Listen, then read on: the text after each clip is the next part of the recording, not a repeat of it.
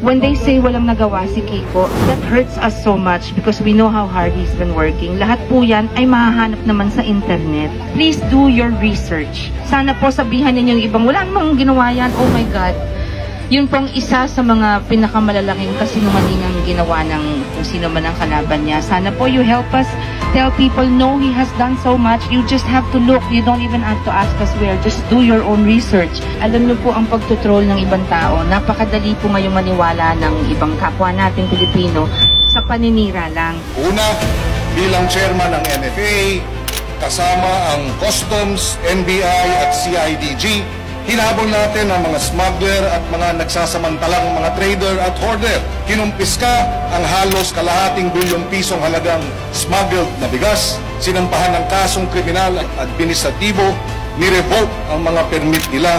Sinampahan din ng mga kaso ang tiwaling NFA na opisyal sa 6 na rehiyon sa buong bansa.